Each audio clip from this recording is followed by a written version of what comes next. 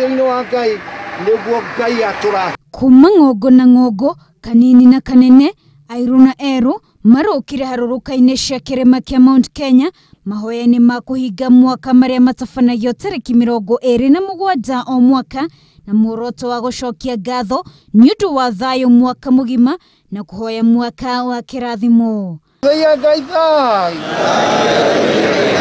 Magĩtongorio nĩ Ruth Njoroge Egeseni na mũthuri ti Paul Kamitha marokire gũthaithanĩrĩra bũrũri na mabataro ma mũndũ kĩũmbe.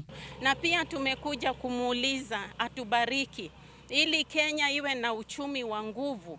Riuma ihinda rĩa gũcokia ngatho nĩ ũndũ wa maũndũ marĩa mahoeire mahoya-inĩ ma mwaka mũthiru na marahinga mwaka ũyũ ta thayũ wa bũrũri.